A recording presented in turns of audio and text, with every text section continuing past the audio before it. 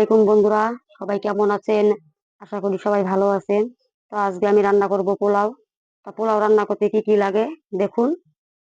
এখানে আমি নিয়েছি পেঁয়াজ বাটা, রসুন বাটা, আদা বাটা, কাঁচামরিচ বাটা, শুকনো মরিচের গুঁড়ো, জিরার গুঁড়ো, হলুদের গুঁড়ো। এখানে নিয়েছি আমি গরম মশলার গুঁড়ো। আর এখানে নিয়েছি কটা দারচিনি, লবঙ্গ আর দুটো এলাচ। আর এখানে নিয়েছি মিডিয়াম সাইজের একটা পেঁয়াজ কুচি। তা এখন আমি পোলাওটা রান্না করতে যাব। এখানে আমি 500 গ্রাম ভোগ চাল নিয়েছি। তা ভোগ চালটা আমি আগে থেকে ধুয়ে সেঁকে রেখেছি। দেখুন কিরকম ঝরঝরা হয়ে গেছে। তা এটা দিয়ে আমি এখন রান্নাটা করে নিব। আমি কড়াইটা বসিয়ে দিয়েছি। এখন আমি গ্যাসটাকে জ্বালিয়ে নিব।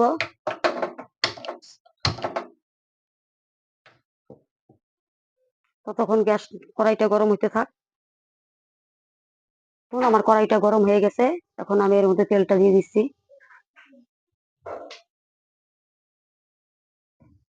ততক্ষণ তেলটাও গরম হোক। এর মধ্যে আমি পেঁয়াজটা দিয়ে দিলাম। পেঁয়াজটাকে এখন ভেজে নিব। পেঁয়াজটা লাল লাল করে ভেজে নিয়েছি। এখন আমি এর মধ্যে দিয়ে দিচ্ছি দারচিনি, এলাচ, লবঙ্গ।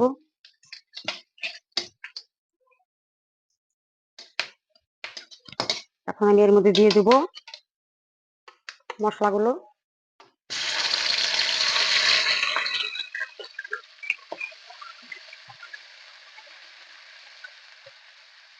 মশলাটাকে ভালো করে কষিয়ে নিব।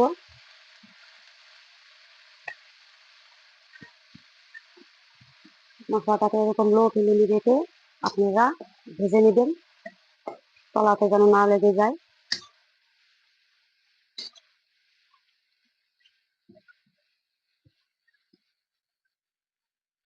এর মধ্যে আমি গুঁড়া মশলাগুলো দিয়ে দিচ্ছি।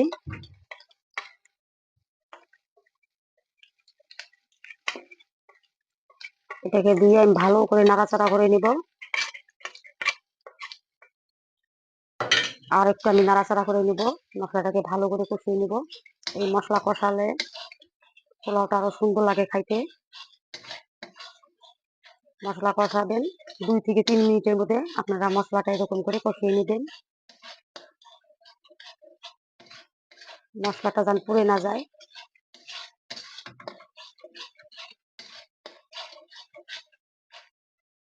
দেখুন এখানে আমি স্বাদ মতো লবণ দিয়ে দিচ্ছি। আমি 1 চামচ দিয়েছি ছোট চামচের। এখন আমি যে ছোট চামচের 1/2 চামচ দিয়ে দিচ্ছি। এতে হয়ে যাবে।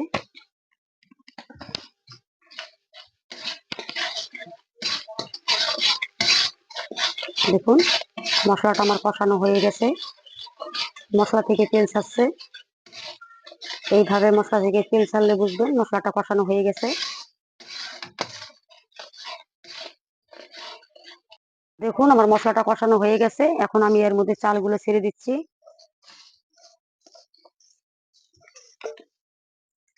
চালগুলো আমি আগে থেকে ধুয়ে রেখেছিলাম।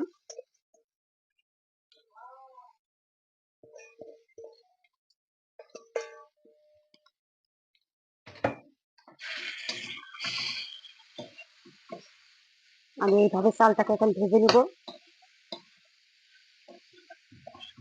ভেজে নিয়ে এখন আমি এর মধ্যে গরম পানি দিয়ে দিব। দেখুন আর এই পাশে আমি গরম পানি আগেই করে রেখেছি। এই আমার গরম পানি।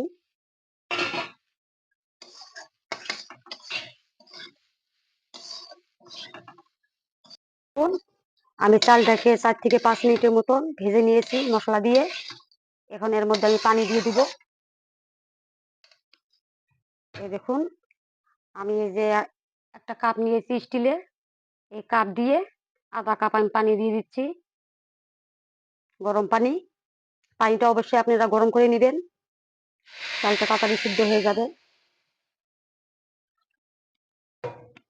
এটাকে আমি নাড়াচাড়া করে ঢেকে দেব। পানিটা কম বেশি হলে পরে ব্যালেন্স করে নেবেন, একবারে পানিটা দিতে যাবেন না, তাহলে পোলাওটা ভালো হবে না।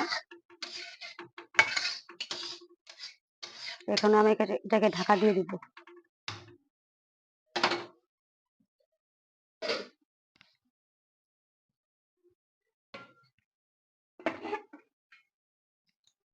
আমি 10 মিনিট পরে ফিরে আসলাম। দেখুন পানিগুলো সব টেনে নিয়েছে। এটাকে আমি নাড়াচাড়া করে নিব। এখন আমি গ্যাসটাকে লো করে দিয়েছি। দেখুন পোলাওটা কিরকম ঝরঝরে হবে।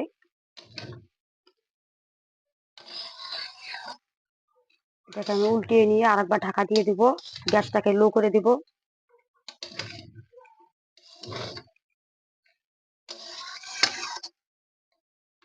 একটু নাড়াচাড়া করে নিই।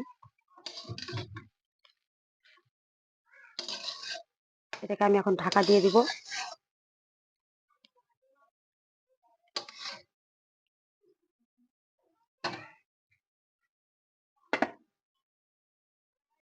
আমি 5 মিনিট পরে ফিরে আসলাম।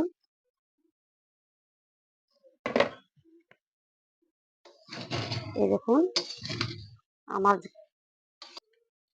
দেখুন আমার পোলাওটা প্রায় হয়ে গেছে। এটাকে আমি এইভাবে নাড়াচাড়া করে এখন আমি এর মধ্যে ঘিটা দিয়ে দিব।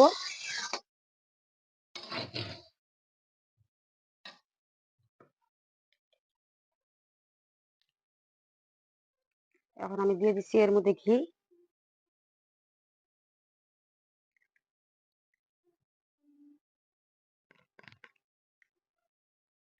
আমি এখানে মোট 2.5 চামচ ঘি দিয়ে দিলাম। আপনাদের স্বাদ অনুভব করে আপনারা ঘিটা দিতে পারবেন। তো এখন আমি দিয়ে দিচ্ছি এর মধ্যে এই যে গরম মশলাগুলো, কারণ ঘিটা দেওয়ার পরে আপনারা গরম মশলাটা দিবেন, এতে পোলাওয়ের টেস্টটা বেড়ে যায় আর খেতেও খুব সুন্দর হয়। পোলাওটা ঝরঝরে হয়ে যাবে। এই দেখুন আমি এভাবে ঝরঝরা করে পোলাওটা ভেজে নিলাম। এখন আমি এটা আবার 5 মিনিটের মতন ঢাকা দিয়ে দেব, যতক্ষণ এই ঘিটা সরে না যায় ততক্ষণ। গ্যাসটাকে লো করে দিয়েছি।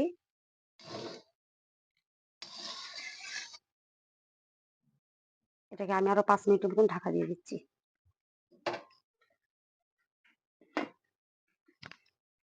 5 মিনিট পরে ফিরে আসলাম। দেখুন আমার পোলাওটা হয়ে গেছে। এটাকে আমি নাড়াচাড়া করে এখন নামিয়ে নিব। দেখুন কত সুন্দর ঝরঝরি হয়ে গেছে। এই দেখুন কত সুন্দর ঝরঝরা হয়ে গেছে। পোলাওয়ের গায়ের সাথে পোলাও লাগবে না, একটার সঙ্গে একটা লেগে যাবে না, একদম ঝরঝরা হয়ে গেছে। এটাকে আমি নামিয়ে নিব।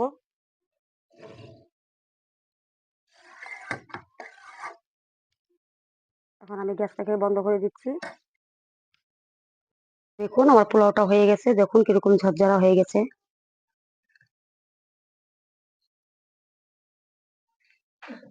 দেখুন একদম ঝরঝরা হয়ে গেছে। এটাকে আমি নামিয়ে নিচ্ছি।